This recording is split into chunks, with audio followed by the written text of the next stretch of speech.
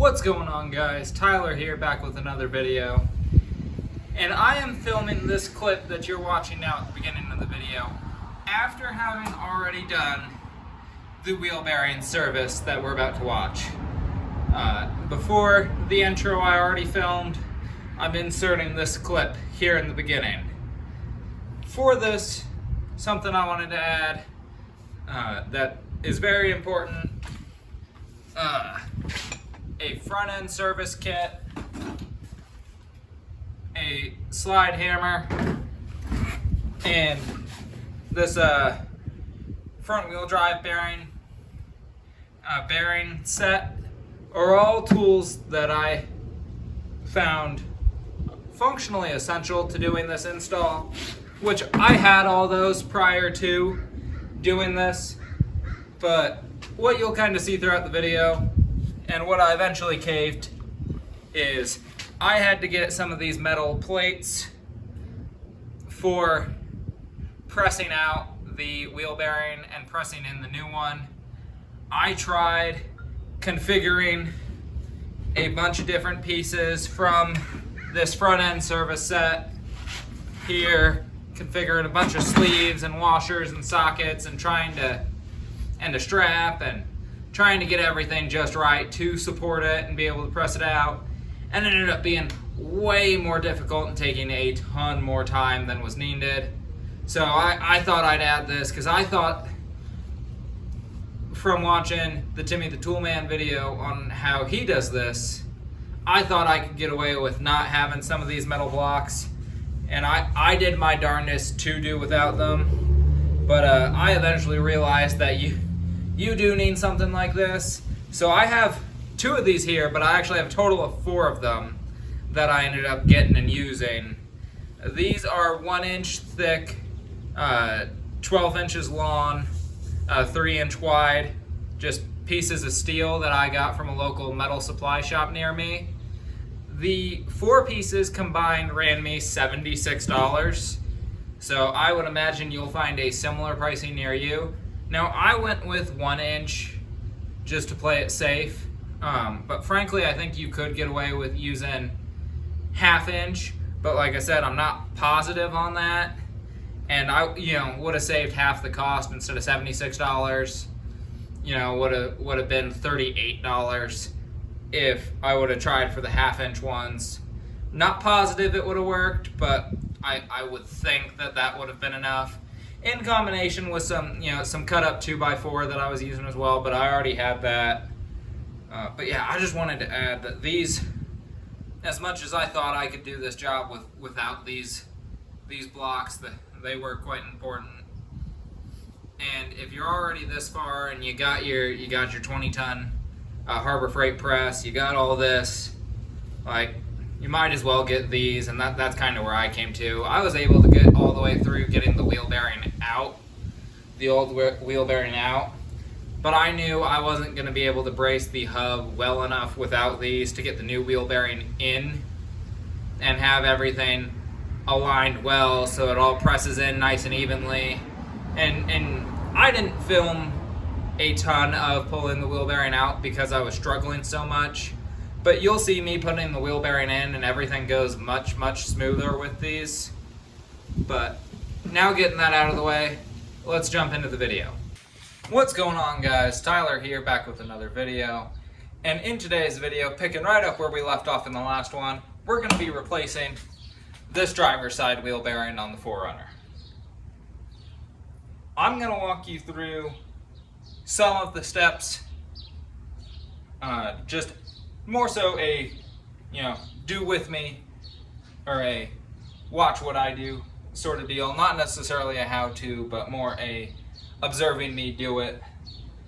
I don't intend to be a how-to channel necessarily, but just documenting what I do on my rig.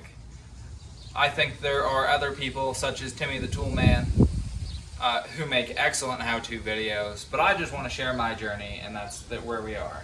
So everything I do may not be the same, being that I have the long travel suspension. Some of my bolts may be a tinge bit different than if you're still on factory suspension. maybe you're on a mid-travel setup and you've just got an upper control arm. But being that I have different upper and lower control arms and reinforced spindle, just a handful of things might be a bit different. But we're gonna jump straight into it. Here we are now with the tire off. Figure that one's pretty straightforward. Just use the impact gun and a 13/16 socket. Popped all the lugs off to get to this point. Tire is now a nice chair that's roughly the right height to use for this, or at least that's how I'll be using the tire. Some guys will throw the tire underneath the frame just as an extra safety measure, but in my case, if the jack stand were to fail, I don't think the tire would not catch the vehicle soon enough before it would crush me. But we're using the 12 tons, so we got tons of extra room. I'm gonna put this into a time lapse to kind of show you so you can roughly see what I'm doing without having to necessarily watch me slowly do it all. But we're gonna disconnect the spindle fully. So that's gonna include, we'll disconnect the brake caliper. We have to disconnect the upper control arm, disconnect our tie rod, and then down here we'll disconnect this bolt here that holds the ball joint to where the spindle is connected to the lower ball joint, which is then bolted to the lower control arm. For those of you who have replaced your CV axles at any point in time, I know that the import direct CV axles use a much larger than factory axle nut. I believe factory is a 36 millimeter, whereas if you put on the import direct CV axles, or in my case, I have extended CV axles for the long travel, but they use the same axle nut that come on the import directs. It's a 41 millimeter. I got this one off Amazon. I believe it was about $11. I'll have it linked below. And then another bit that will be helpful, some of these little poppers here for popping the tie rod and for the lower ball joint bolt. This is just a front end service kit from Harbor Freight. I only do this as a hobby level and not professionally, so Harbor Freight has always, 99% of the time is plenty enough quality for me.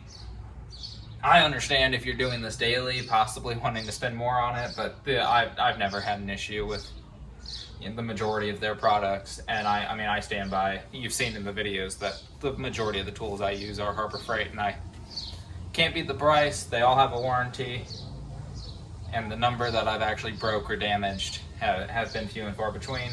But let's jump right into me pulling the spindle off.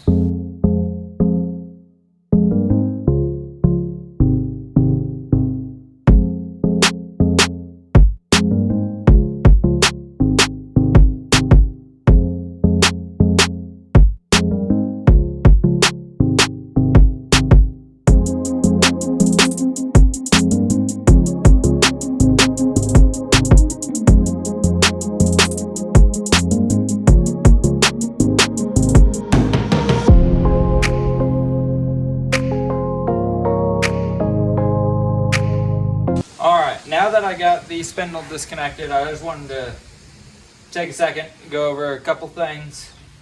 Got the tie rod disconnected. This little tool ended up coming in handy for it. This is a 22 millimeter. I know this is going to be far different from factory, but I use a 28 millimeter socket on the top and then a 1.1/8" wrench on the bottom to disconnect that. 12 millimeter bolt to disconnect the flexible brake line there. 10 millimeter bolt to disconnect the wheel speed sensor. 17s for the two brake caliper bolts. And then I just got these little hooks that came with my brake caliper compression tool. So, and I just have it sitting here on my mount for my bump stop. That way it's out of the way, no weight on the line. To get the lower out, I struggled quite a bit and ended up cutting the time lapse. But ultimately, so I started off using this one, and that wasn't quite getting it for me. I wasn't able to get quite enough pressure on it. It ended up being a mixture of using this style, which I may or may not have slightly bent, I'm not positive, but a mixture of this to preload the bolt. And then I took my 3-foot pry bar and kind of stuck it up in here and was able to pop it out. And that ended up being what it took for me to get this out. With the spindle disconnected, we're now gonna disconnect the lower ball joint, these 4 bolts, with a 14mm on the impact.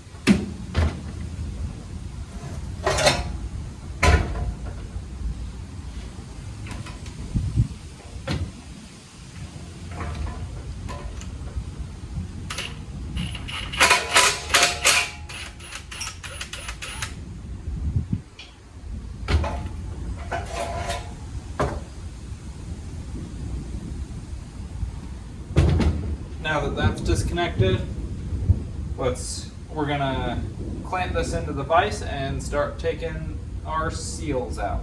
We got the spindle clamped into the vise, and we have our Harbor Freight slide hammer using just a 2-jaw attachment.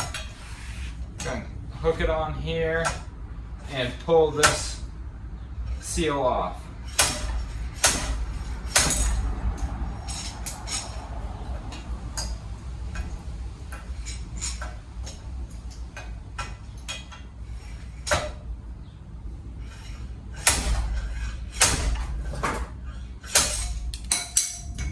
There we go.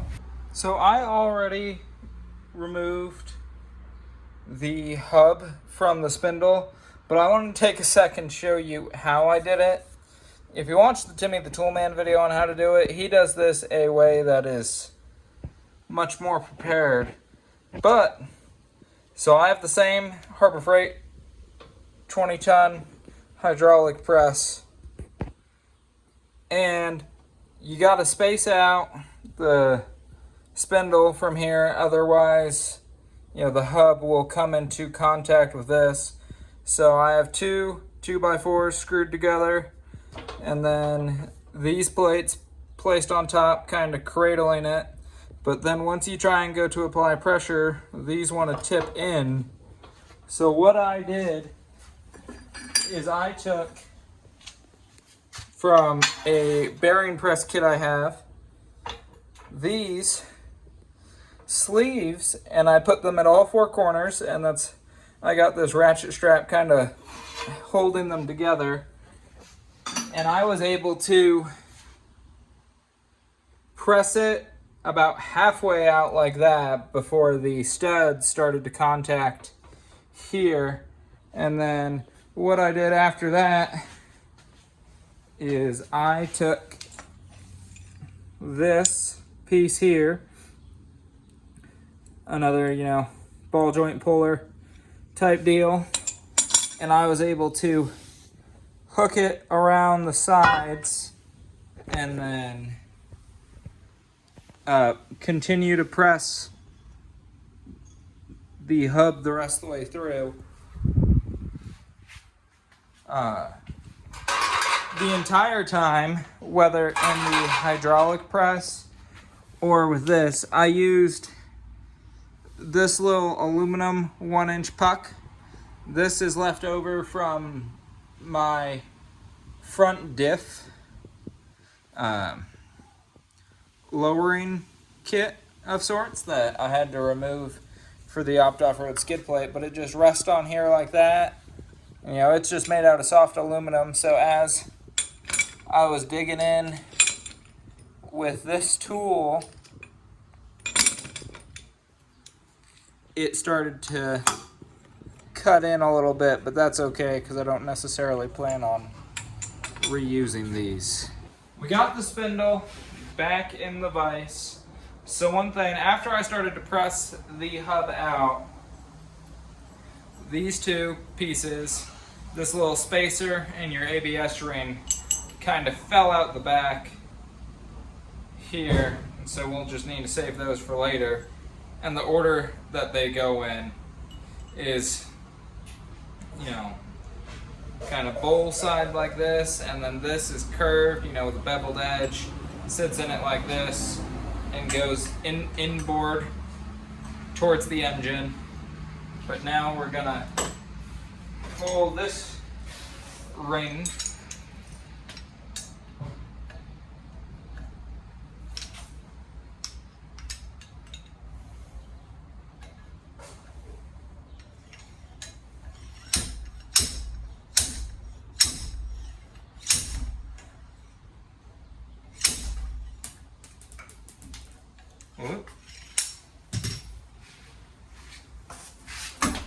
That was the nut off of one of these brackets here. Just tighten those back up.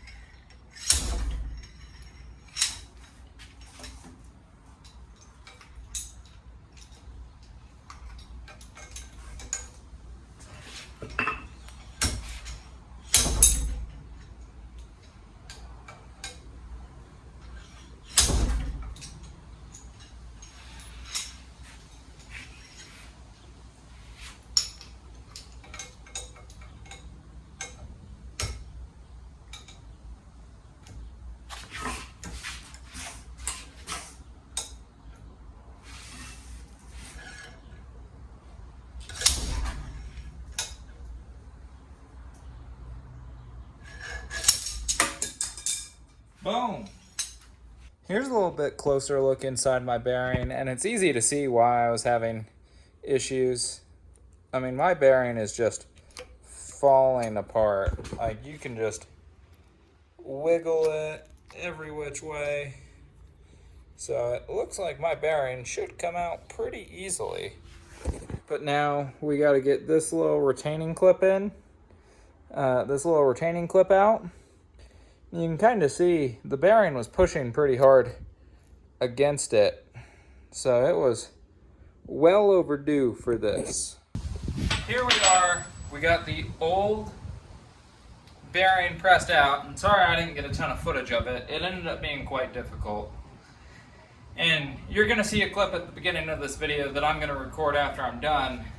But I tried to press out the bearing just using some of these sleeves, trying to brace it all on the corners, all on the press, and it ended up being quite difficult, not going very well. Like, as I showed you before, getting the hub out, I ended up using the impact and like a tie rod puller to push it the rest of the way through. I finally caved and just went to my local metal shop and got 4 of these. This is just a 1-inch thick, 3 inches wide, 12 inches long piece of metal. I got 4 of these, and had I just started with 4 of these, it would have been much easier.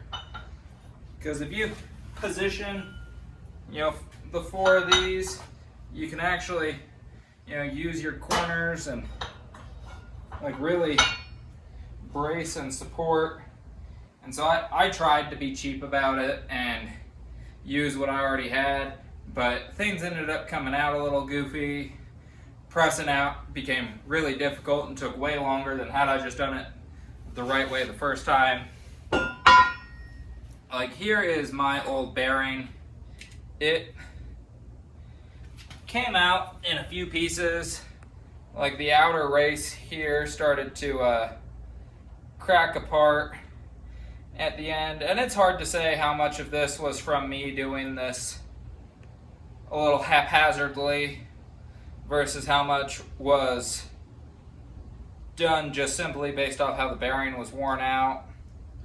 Like, you know, this side of the bearing was ready to come out even before, like, just after unbolting it from the vehicle. Like, my bearing was clearly done for. But anyways, let's get to putting in the new wheel bearing. So the way we're gonna go about it is I got a couple 2x4s with a piece of the 1-inch seal across the two of those, and then another piece running across, so that way we can set this here just flat like this. But we're gonna need some wheel bearing grease. This was like $8 at O'Reilly's, and it's functionally a lifetime supply if you're not an actual mechanic. And this is just a 1 pound tub. This was the smallest increment I could find. And then in this box here, we have a brand new Toyota wheel bearing.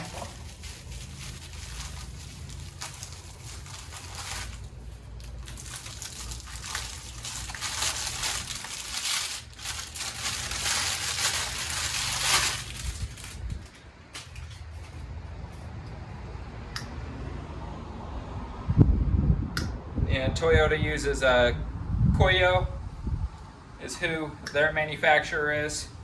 And you got two sides to it. You got this side here with the black ring and this pretty much all silver side. So when we're going to press this in, we're going to press it in with this black side facing down, so the silver side is up.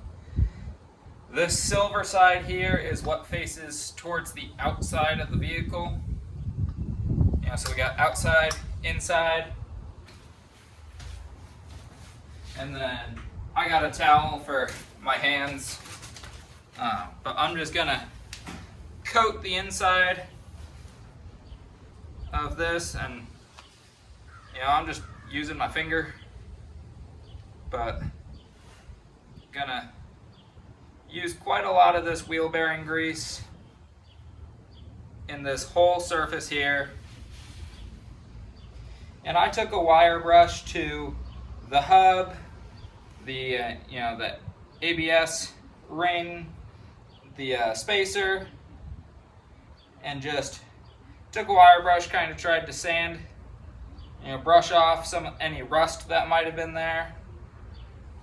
And using plenty of this grease will help us slide this new wheel bearing in. And I'm not being very sparing with the grease because, like I said, for almost all of us, this is a lifetime supply of grease. So, grease the inside of this, and just a little bit here on the outer rim. The very outer portion of this is funneled just a little bit, so it makes the first bit easy to slide the bearing into. And I'm just putting some grease here on the outer race of our new bearing.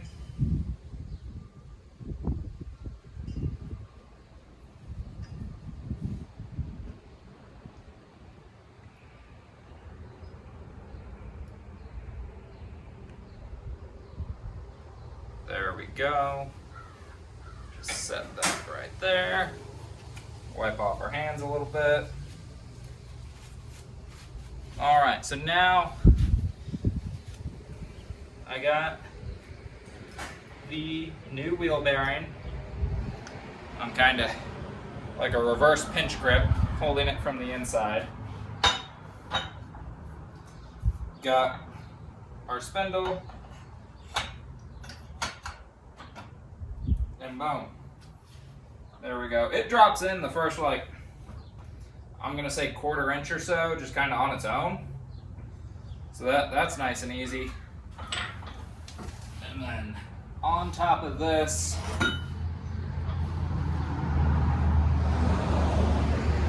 I'm gonna use one of my steel plates.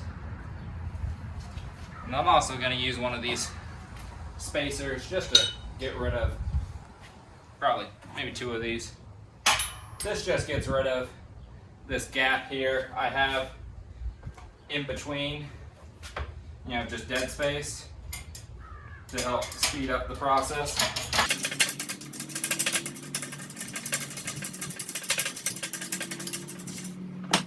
Another thing I was doing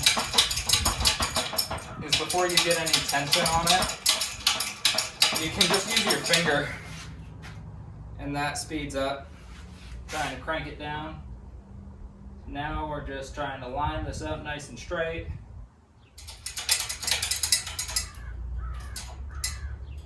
There we go, it started to load up.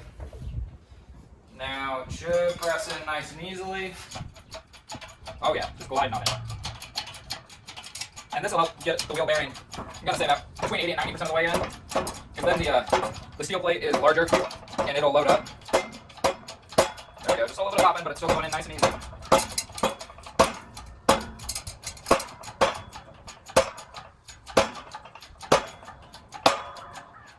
Alright, we bottomed out that method.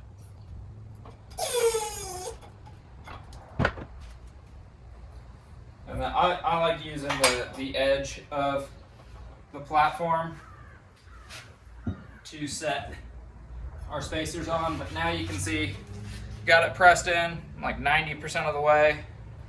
And then for the next part, I'm gonna use my old bearing, which mine, you know, kind of, like I said, disassembled on teardown. So here's the old bearing race. Mine's a little chipped, but I don't think that should be an issue. And now we can use this to press in the rest of the way. It'd be ideal if mine weren't chipped, but we're gonna make do. And then with that, we're gonna use some of our little pucks we got from this. Oh, there we go. This #1 puck actually slides in quite well, just barely inside, and we can use this to press it the rest of the way in. We also shouldn't have to worry about getting the old bearing stuck, because the old bearing, you know, that first like 1/4 inch or so of just give we have is going to make it easy to where we can just pull out the old bearing. Here we are, lined it up nice and straight, good as we can get it.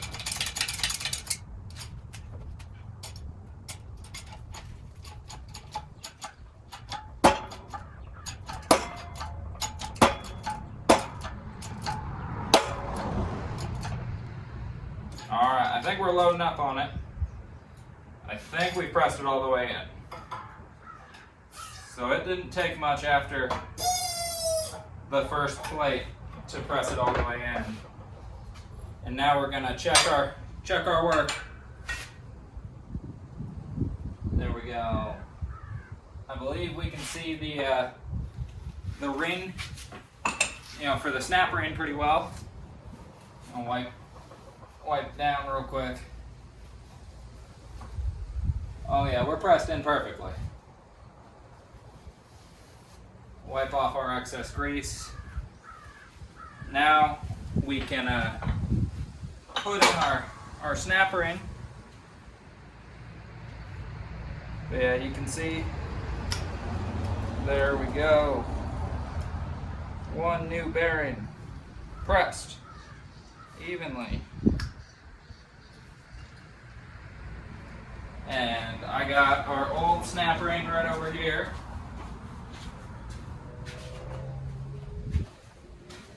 You can buy a new one, but my opinion, or at least not even my opinion, what I'm doing is I'm just reusing my old one.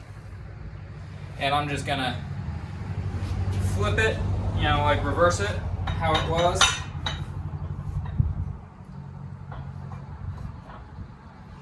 So you, and if yours is notably raised to one side or the other, because maybe your old bearing was pressing against it really hard, then yeah, it's probably worth replacing. But mine still seems to be fairly even. And you should be able to just press it in with your hands. Right, got the groove. There we go.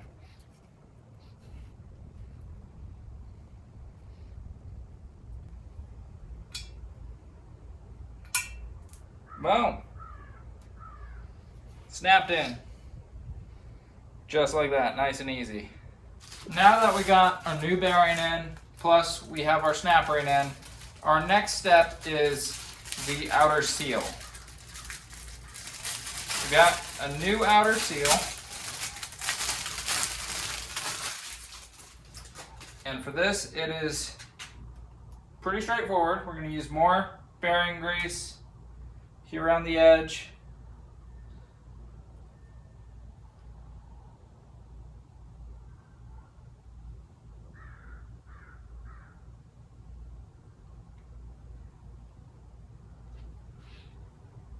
All the way around.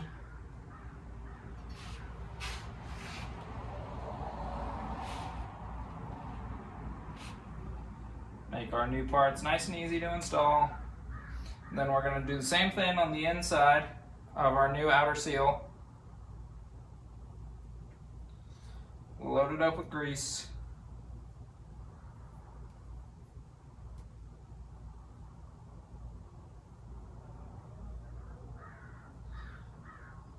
Till your finger just glides right along.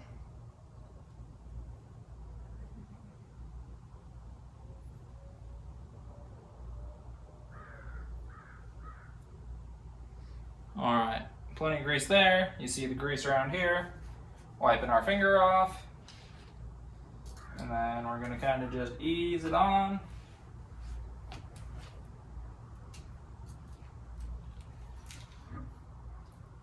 And I'll be using a rubber mallet.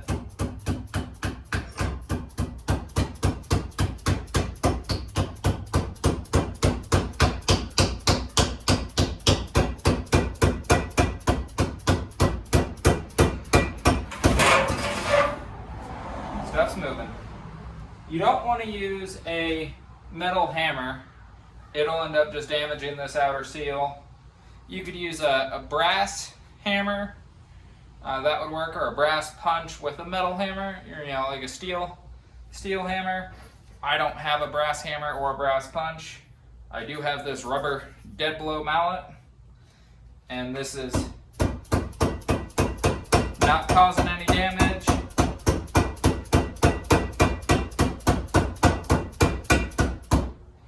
And just giving it some taps along the entire outside.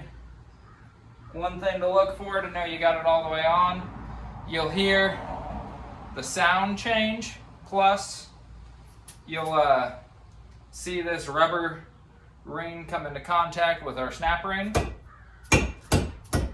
And if you're not sure about it, just give it a few more taps.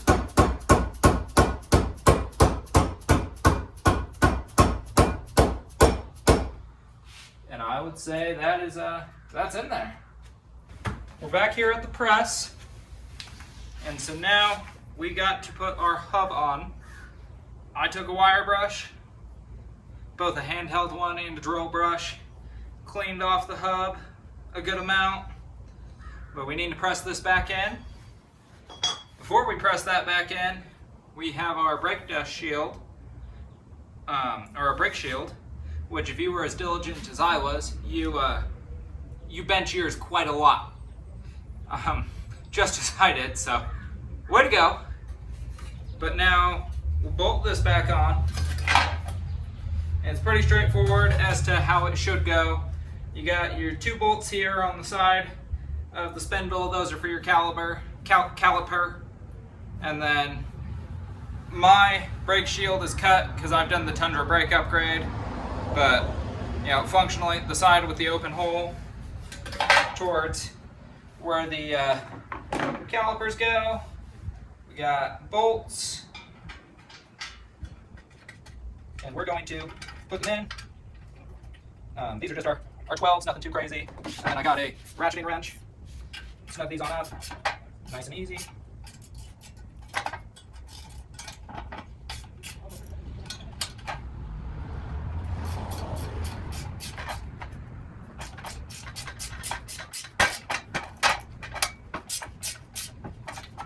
And then once we have our brake back on, be able to bend this back to the shape it's supposed to be. But anyway, so our next step, more grease. Let me get the paper towel.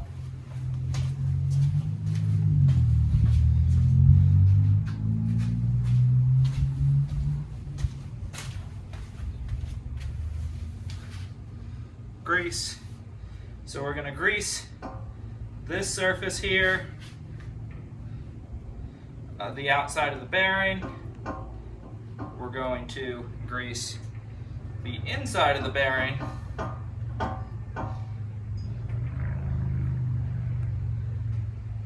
We're going to grease the outside of this seal.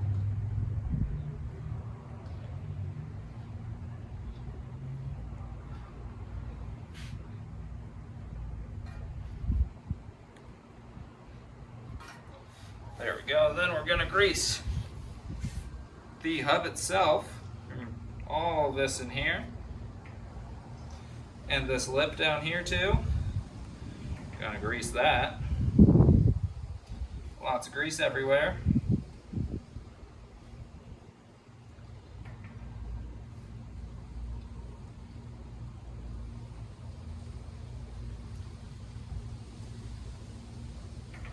The great part is, since all this is press fit, it just pushes all the excess grease right out. So it's almost like you can't do too much. I mean, figuratively, not literally.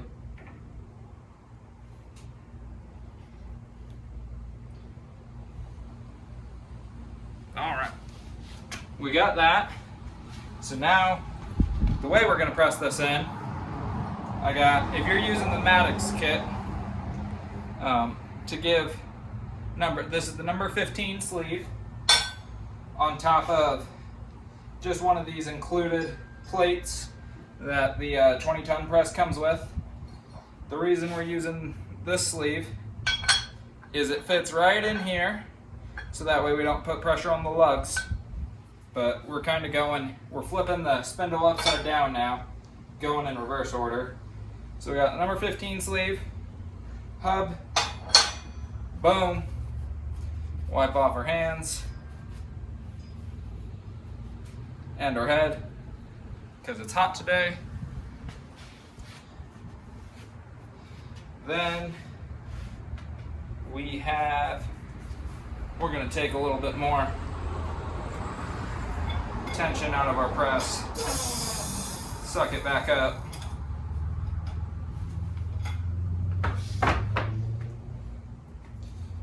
And then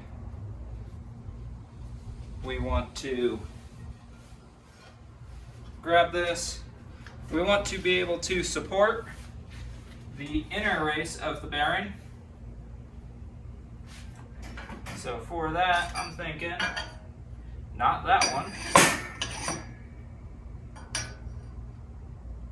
We got the number 18, or better yet, actually, 112.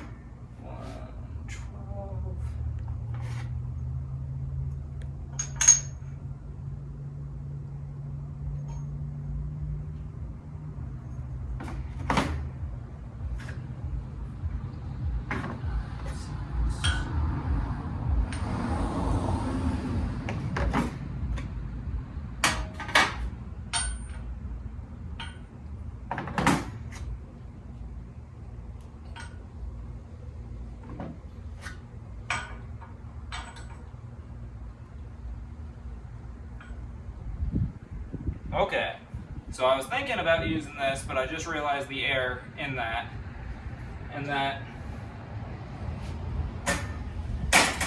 is that the hub, I believe, presses all the way through.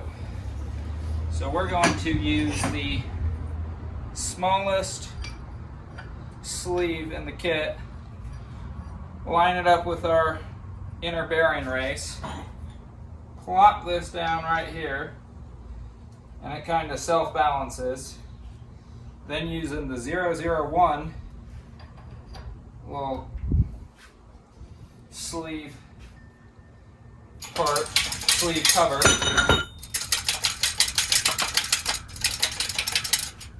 and then just work on centering everything as best you can. No such thing as perfect, but there is too far off.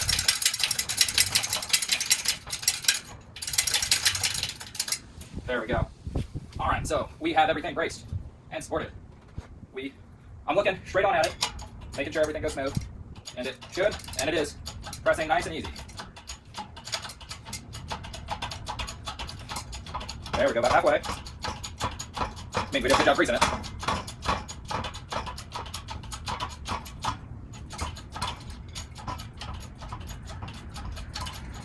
I think I'm about to run out of cylinders in the bearing, in the running out of piston in the press. So loosen it up, add a little puck, loosen it just a little more. There we go. Add our puck in. That gives us another ½ inch. We go almost all the way there. So close. Look how easy this spins.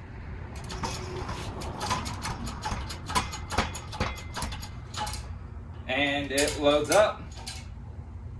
So you know you got it all the way. Yep, you can feel it load up. You're pressed all the way in. Loosen that bad boy up. Take out our little top and bottom end. And now it's really heavy again. So that's cool. Here we go. Back in place. Back at the press for what should be the last time. All right, we got the hub pressed in. Spins nice and easy. But now we're on to our last little bit here. So we have our ABS ring, which kind of shaped like a bowl. We have our spindle sitting on our wheel lugs. And we're gonna add a little bit of grease to this. Just here to this backside, we're gonna grease it up a little. We don't want to necessarily, we don't need to get any grease in the gears themselves. We don't want to throw off our ABS sensor. But there we go. I'm also gonna add a little bit of grease here on the inside.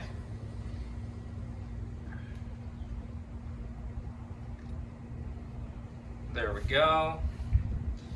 And same thing here, adding some grease to the backside of our bearing. A little bit of there, a little bit of that in there. And then this just plops right on in. And there we go. No press work or nothing, it kind of just slides on in. No big deal. And then we have our, let's see, where'd it go? Here it is, our little spacer piece. Now our spacer has a rounded edge, beveled edge, and this is gonna, based off our current orientation, face up. And same thing here, we're gonna, lots of grease on the outside, we're gonna grease the inside. This one won't quite just press in like the ABS ring did. So, grease in the front, grease in the back, inside.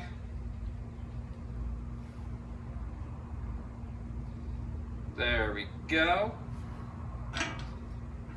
Just gonna kind of set it right on in there.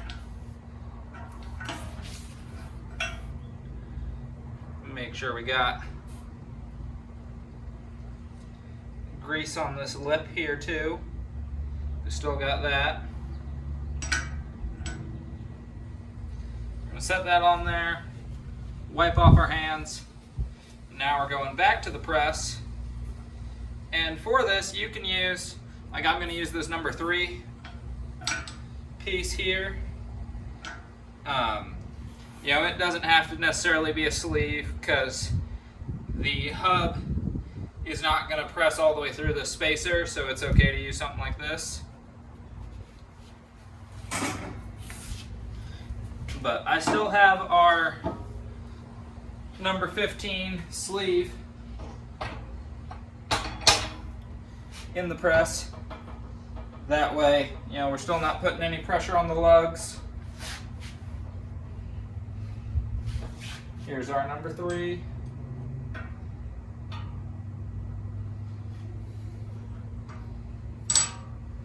We want to do our best to, again, press it in evenly.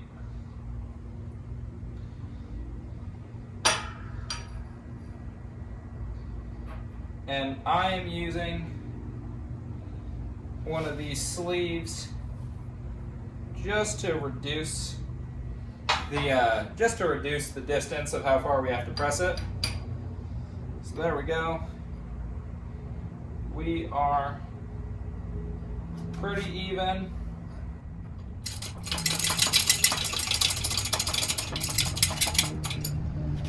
Center it as best we can.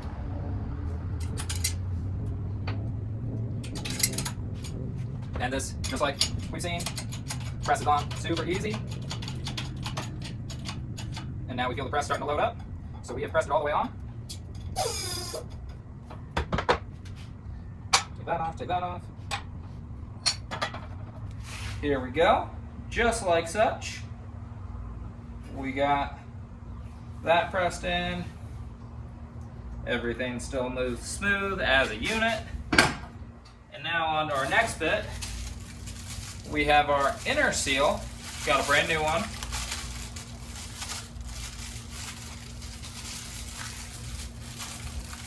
Very similar to what we've done before. Our inner seal, and we're also going to use our old bearing race. We have our spindle with the lugs on the ground. Take some wheel bearing grease, grease up this hole outside here.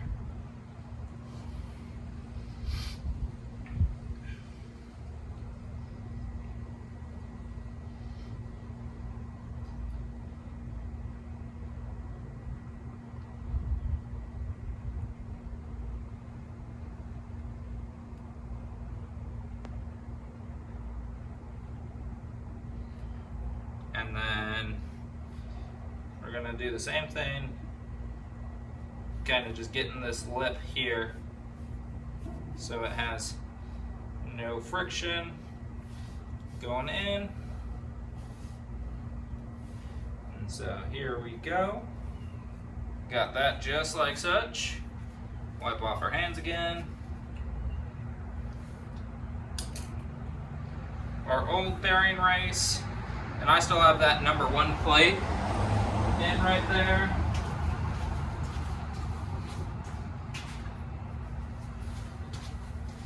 And we're back with our mallet.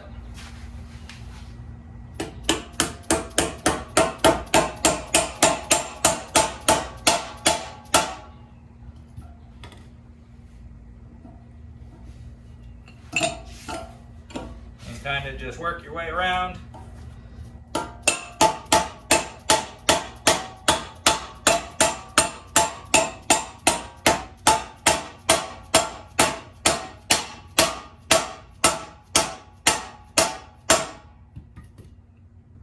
Well, that's in there. There we go. We have this fully installed now and reassembled. So now let's head back to the vehicle. With everything pressed on, now it's time for reassembly. We can see that our wheel bearing, nice and smooth now, no play. And it is just as simple as bolt our lower ball joint back to the spindle. We will then reinstall it onto the vehicle. As far as torque specs goes, our tie rod is 67 foot-pounds, lower ball joint is 105 foot-pounds, and since my upper ball joint is different from factory, my torque specs might not match your torque specs, so I won't necessarily say on that one. But you've watched me for this long, video's already getting kind of long, so I don't feel like you necessarily need to watch me step by step reassemble, so we'll transition into it being on there. And just like that, we got the spindle reattached, tire back on, still got it up on jacks, but other than that, it is ready to go. Let this serve as a time when you're putting your spindle back on to take a look at your lower ball joint, upper ball joint, tie rod, just see what sort of condition they might be in. You know, while it's off, it's as good a time as any to replace them when it's as easy as it will be with the spindle already off. But thank you all for watching. Please like, subscribe, comment, and have a great day.